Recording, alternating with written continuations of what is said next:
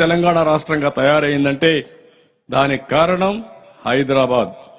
దాంట్లో సైబరాబాద్ తీసుకొచ్చాం, knowledge economy పోయాం.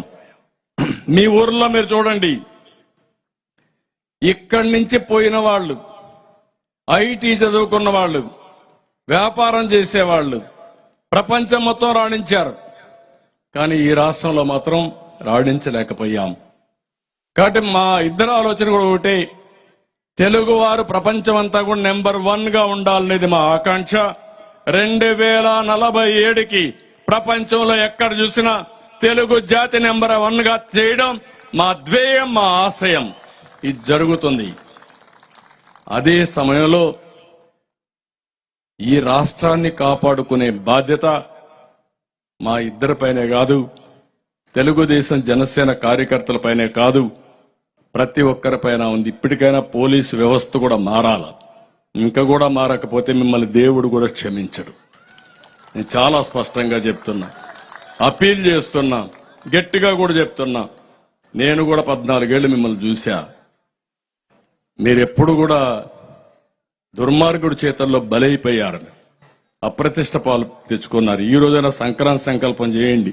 ఈ రాష్ట్రంలో మొట్టమొదటిసారిగా సంక్రాంతి సంకల్పం చేయాల్సింది మా పోలీసు వాళ్ళు చేయాల. మీ పిల్లల కోసం మీరు ఆలోచించుకోండి. మారండి. మారకపోతే ప్రజాస్వామ్యం మిమ్మల్ని కూడా మారుస్తుంది, ప్రజలే మిమ్మల్ని మారుస్తారు, మిమ్మల్ని వదిలిపెట్టరు. అలాంటి చెడ్డ పేరు తెచ్చుకోవద్దని మాత్రం పోలీసులు కూడా కోరుకుంటూ, మరొక్కసారి అందరినీ కోరేది, ఈ 3 రోజుల్లో తెలుగు జాతి మొత్తం సంకల్పం చేయాలి. రాతి యుగం పోవాలి, స్వర్ణ యుగం రావాలి. దీనికోసం మనందరం కూడా ఎక్కడికక్కడ చేయాల్సిన అవసరం ఉంది. ఈరోజు పండగేమో భోగి, పాలకుడేమో మానసిక రోగి. ఈ మానసిక రోగిని వదిలించుకోవడం మనందరి బాధ్యత. మీరు 5 ఏళ్లు నిర్ణయాలు చూడండి, మామూలు వ్యక్తులు ఎవ్వరు చేయరు ఒక మానసిక రోగి అయితే తప్ప. ఆ రోగం ఏంటో మీకే తెలుసు, నేను చెప్పక్కర్లేదు. తెలుసా మీకు అందరికీ? యువత అందరికీ అర్థమైందా లేదు ఇప్పటికైనా? కాబట్టి ఏదైనా యాక్షన్ తీసుకుంటే ఈ పోలీసులు ఆ మానసిక రోగి పైన యాక్షన్ తీసుకోవాలి, కానీ ఈ పేద ప్రజలపైన కాదు, ప్రజలపైన కాదు.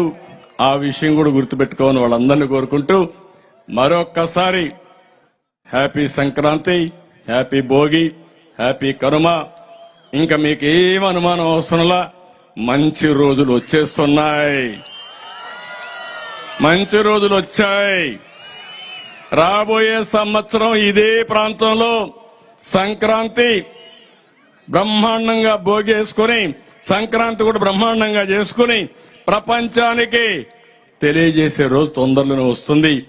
అలాంటి పరిపాలనకు ప్రారంభం చేస్తామని మరొక్కసారి మీ అందరికీ హామీ ఇస్తూ, రాష్ట్ర ప్రజలందరికీ కూడా ఈ సంక్రాంతి సందర్భంగా ఊర్లో ఉంటారు, అందరూ కూడా సంకల్పం చేయండి. ఇలాంటి ఎవరు రాజకీయాల్లో నేను ఎప్పుడూ మాట్లాడలేదు, కానీ ఇలాంటి వ్యక్తి, రాజకీయాలకు అర్హత లేని వ్యక్తి ఈరోజు రాష్ట్రంలో ముఖ్యమంత్రిగా ఉండడం మనం దురదృష్టం.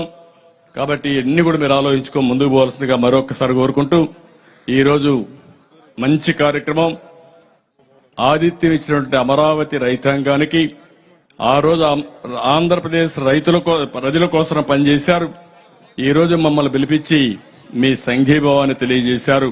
మీ అందరికీ పేరు పేరున మనస్ఫూర్తిగా అభినందనలు, ధన్యవాదాలు, కృతజ్ఞతలు. Thank you.